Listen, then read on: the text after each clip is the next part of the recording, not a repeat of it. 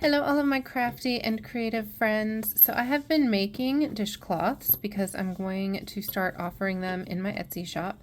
So I have bunches of them. These are a few, and I'm sharing these with you just to show you where my train of thought is going with making coasters. So I have all of these leftover bits of yarn. I can usually, this is the yarn that I was using for some of the dishcloths, and it's loops and threads, 100% cotton. It's a 4-weight yarn, okay? So I can get about 2 dishcloths out of one of these rolls, all right? So then I'm left with about this much yarn, which is not quite enough for another dishcloth. And then if I'm doing multiple colors, I have about that much. So I thought, what can I do with this? Plus I have oodles of other random yarn as well. So I am making little coasters with them. So this one I did with just this yarn. And you can see where it's thinner, it's a little looser. And then this one I doubled up 2 yarns. If this looks familiar, I used this yarn for a scarf recently, and I doubled it up because I thought it would be pretty to mix the colors up a little bit. So I'm going to show you guys how to do this using these 2, and then I will also show you the difference between like what I'm doing when I'm using two different yarns together and with just the one. So you can see the pattern is a little different because you need more circles. So let's jump in. So the trickiest thing, in my personal opinion, when doing round things like this is creating a magic loop. Now I have learned a magic loop in a few different ways, and I found this method. I'm going to try to remember where I found it, and if I can find her video again, I will tag her below. Just so you know, credit where credit is due always.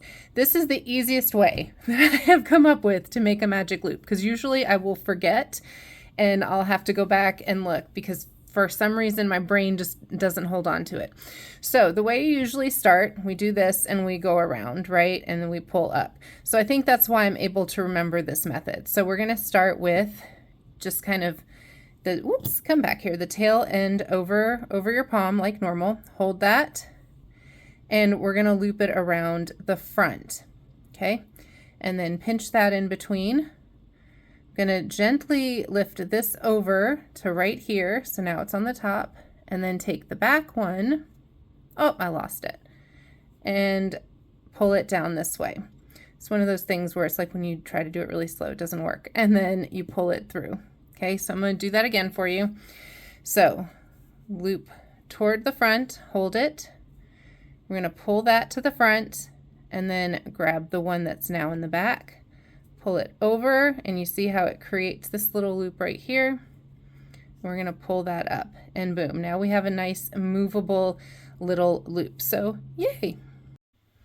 So now to get our first row of stitches inside of our magic loop, we're going to just grab our yarn like we always do, hold it here, okay, just like that, and we're working in this loop. So first things first, I'm using a 5mm hook because this is a 4-weight yarn. I'm going to go into the hook, pull a stitch through a little bit, all right, because I need something to work with, and then we've got this extra little loopy business going on. All right, so don't forget to pull that first little bit through. Just kind of hold that loop so that it doesn't go anywhere, and kind of keep that little tail out of the way. The trickiest part of these, I always feel like, is this very beginning part. And then once you have this, the rest is easy peasy. All right, so I'm going to do half double crochets because I just think they look pretty and I like it. So we're going to yarn over, all right, work it through our loop. The first one especially is wobbly. Yarn over again. Ah, goodness. Yarn over again. All right, and then we have our 3 loops. Kind of wiggle that so you can hold it. Yarn over and pull through your 3 loops. All right, again, yarn over, go through, yarn over, and then through the 3 loops. By the time you have that first one, it's actually even a little easier to hold on to it. So I'm going to do 10 in the center, so that's 2,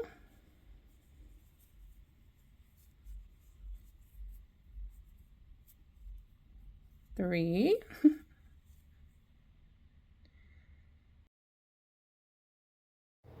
So one of the main things to remember when you're doing this part is not to pull it too tight and to try to keep it as even as possible. So don't stress out about it. You can see I'm struggling a little bit too. It happens after this first initial little 10 count. It gets easier, I promise. So once you have your 10 half double crochets in there, you want to make sure that they're all facing in the same direction. So you see how it'll want to twist and turn. So if you have a little twist, you don't want that. You want to make sure that all of these little guys are facing the same way. So you see where we have come back to the beginning now. All right, we're going to move our little knot out of the way. You see that stitch a little easier. That very first stitch, we're going to go into the top of that stitch and we're going to yarn over, pull that through, and pull that through. That's our slip stitch. Okay, so now I'm going to lay this down just like this and tug on this yarn. Which one am I tugging? There we go. And we're just going to pull that loop closed a bit. All right, so we can tug on it a little more in a little bit, but just to kind of, so it's not so wobbly anymore. So now we are working right here in our stitches on the top. So we want this to get a bit bigger. So again, half double crochet all the way around, but we're going to crochet into a pattern. Oh, let's close it up just a little more. Boop. There we go. We can go ahead and tighten it all the way, I think. There we go. So we're going to first chain one, boom, just like that, so that we have somewhere to start.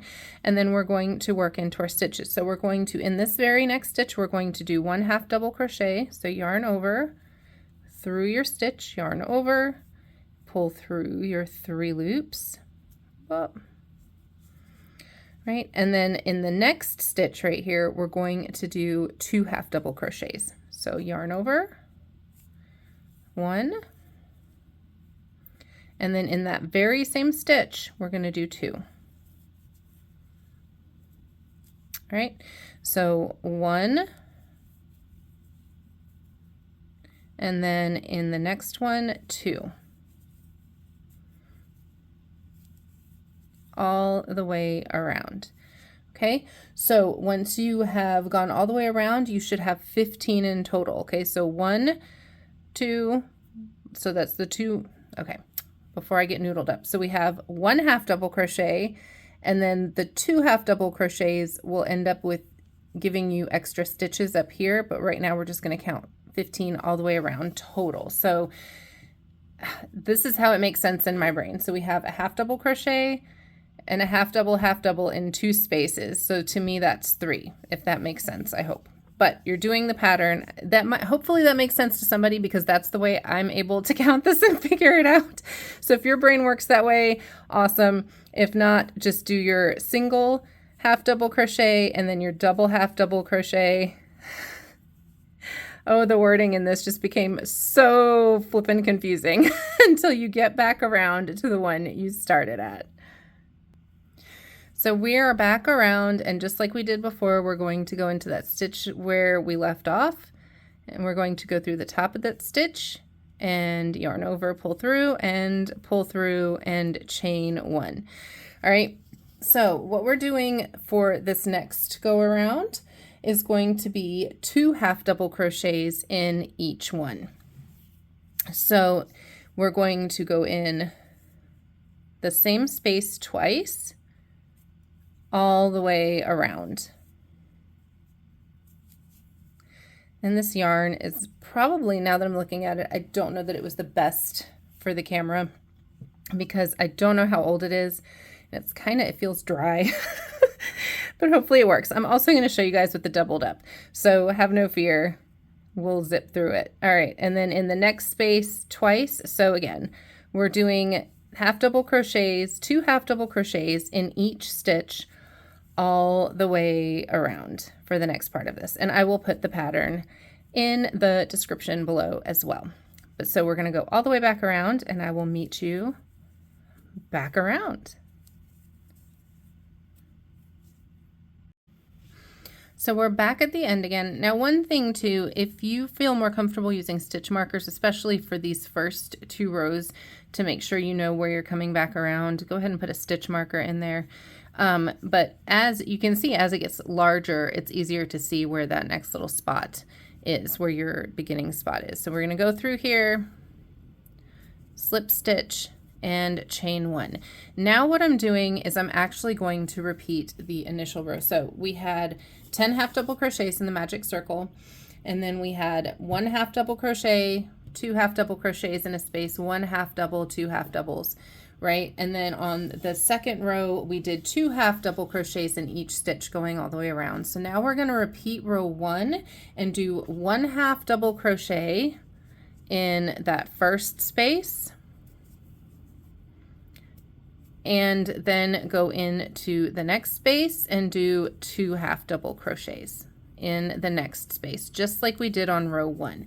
So I played around with this a little bit. So we have 2, and then we're going to do 1, and then in the next one we're doing 2. Oh, get unnoodled, please. So I played around with this for a while. And what I found was, because I thought, well, it makes sense if we do 2 and then we do, oh, I'm talking numbers, I'm going to lose count, 1, 2, okay. Then it would make sense to do 3 in the next row. But what happens then is that it starts to get really like ruffly. The edges will ruffle up because there's too many stitches. So I just found that this worked pretty well. These kind of pattern, like, they want to bend a little bit, but when you lay them down and lay them flat, you can put your drink or your, pretend this is a coffee cup, your ball of yarn on it, right? And it will stay flat and it'll be just fine. All right, so I'm going to do that pattern all the way around. So 1 and 2, where did I end up? 2. So all the way back around, and I'll meet you guys back once again. All right, so here we are once again at that starting stitch, and well, there we go. All right, and then we're going to chain 1 because we are going to do another row of this. So I'm going to leave this like this for now, but I want to show you guys. So if you want to do more rows, this is totally up to you. Like if you're making something little for this little container or a small cup, then that'd be fine. But for it to fit like a coffee cup, it needs to be at least another round bigger. So again, just the same thing. We're going to do 1 half double crochet, 2 half double crochets, 1 half double, 2 half double, blah, blah, blah, blah, blah. But I want to get into it with the larger one, just so you guys can see kind of a comparison of using the doubled up yarn, or if you were to use a chunky yarn versus using like the 4-weight yarn.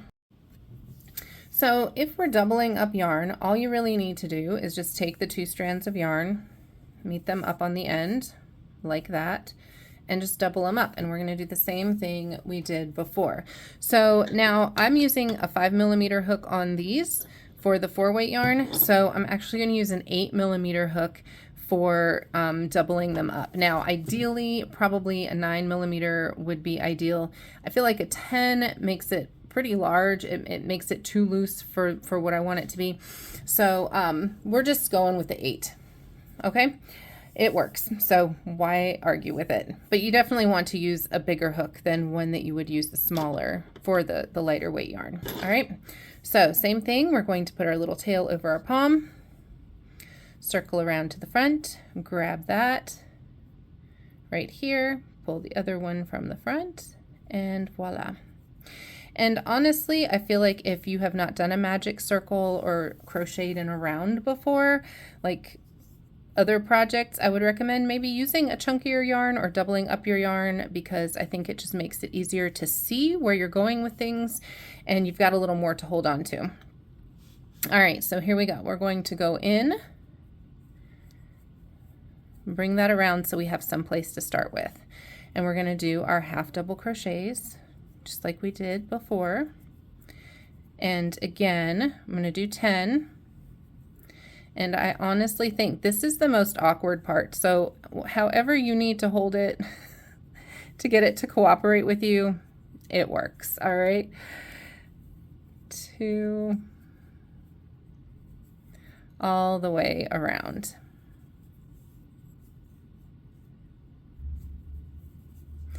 And don't hold this too tight. I don't know if I mentioned that before. I feel like a broken record in every video. I say that. Don't hold it too tight.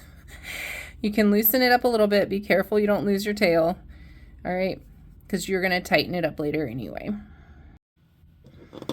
So we have our 10 in there, and maybe leave a longer tail than what I did, because this is one of those situations where, like, when I'm filming, all the silly things happen. I almost lost my tail a couple times.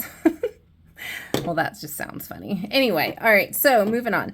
So we have our loop. Make sure everything's facing in the same direction.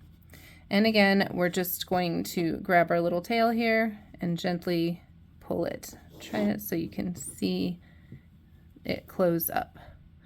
I like to do this on the table. For some reason, I found it's easier for me to do it on the table than when I'm holding it up here and pulling it. So if you're struggling to try to get it smaller by holding it, just lay it on the table. I don't know why, but it works better for me. Maybe it'll work better for you. Who knows? All right, so right here, pull our little tail to the back. And now we're gonna do the same thing we did before. We are going to go right through here, through that first stitch, wiggle it through. And when you're doubling up yarn like this, make sure you are going through all of them. And, oh, what am I doing? Slip stitch. And there we go, just to close it up a little bit, okay? There we go. And we're going to chain one, boom. And we're going to do the same thing we did before. So we're gonna do 1/2 double crochet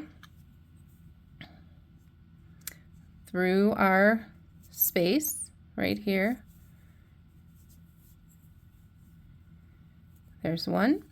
And this is what I mean, especially when you do these kind of things that seem tricky to look at first. When you double the yarn or you use a chunkier yarn, it's way easier to see the spaces than it is on the lighter weight yarn. So it's a little easier to see where you're going, right? So we're gonna do 2 half double crochets in the next chain.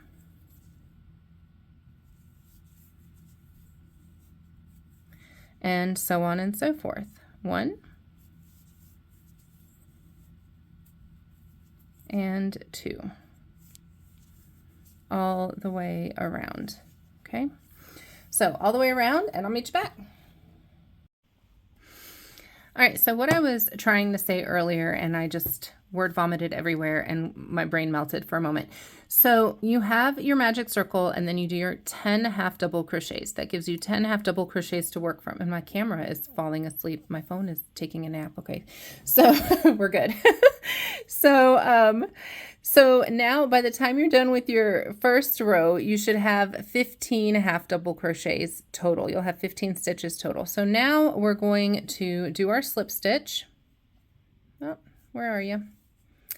Okay, and our chain 1 to do row 2. So now as we get into row 2, again, we're going to do 2 half double crochets in each space. In each space, yes, all the way around, which will give us 30 stitches total all the way around. So the reason that I then went back and did like single, double was because it gives 45 stitches. So it's like it increases about 15 stitches each time, or about half of the previous number is what I came up with. I am not a math expert, so I probably really suck at explaining math, but it is ultimately what ended up working. So there we go. So we're going to do 2 half double crochets in each stitch all the way around, just like we did before, and then we will take a look and finish it off. So here we are. We're going to close this up with our slip stitch. Okay. Now I want to just show you guys this before we do anything else. So here is this one, and here's the other one that I did. So that is really about a nice size for a mug or coffee cup. I'm doing these more for like mugs or coffee cups because like ceramic coasters, sometimes the heat will make them stick. And I mean, they're fine for other glasses as well, but I feel like they're a little wobbly just because of the texture, but you could use them for cold drink cups as well. But my initial thought was it'd be nice to have something to put my coffee cup on, and I should make some coasters. So that's how this whole bit started. So I just wanted to show you the difference between these two. So we are going to add a row of slip stitch just to kind of finish it off. So this is fine. You could even do another row and make it a little larger if you wanted to. But I'm going to finish it off with a slip stitch around the edges because it just gives it kind of a nice little border and it gives it a little bit of a raised feel. So we just finished our slip stitch. All right. And what we're going to do is go into the top of our stitches all the way around, just through, and pull through all the way around. Super simple. Pull through all the way around. So again, I think it just kind of gives it a nice little raised feel, a nice little finished feel to it. And it adds an extra row without actually adding an extra row of crochet stitches, you know, half double crochet, which is going to make it larger. Let me get around a little bit so you guys can see. Oh, almost got carried away. What did I just do? Did I just do a single crochet? This is when you're walking and chewing gum at the same time, right? Okay, slip stitched. And just keep going all the way around. All right, so you can see already where that just gives it kind of that little bit of a border, that little bit of a raised edge compared to being more flat. So the reason you can see also, this is about, like, to me, this is the perfect size for a mug. Let me go get a mug so I can show you. So here's my little Warmest Energies mug. She's cute. She's inspiring. So you can see that is like about the perfect size. I don't know if this is the best angle. Hang on. So there we go. So just put it on top. She's nestled in there, snug as a bug, right?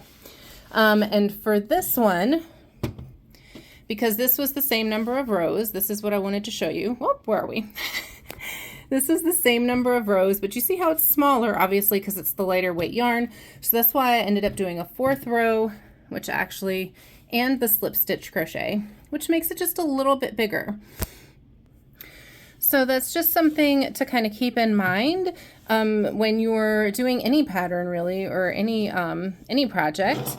Obviously the weight of the yarn does make a difference, right? So I'm going to crochet away at this and finish this up, and then add an extra row to this one and finish her up, and then we will be good to go. I hope you guys enjoyed this. Let me know if you're making coasters or if you have another coaster pattern, because I would love to learn some other patterns. Yeah, just let me know, or if there's a pattern out there that you're confused by. I would love to help decipher it, perhaps, mayhaps. I can't make promises, but I can promise that I will try.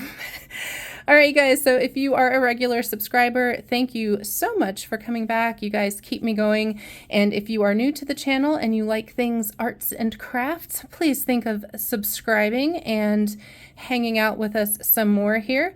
And I will see you guys soon in the next video. Take care, go forth, be crafty and creative.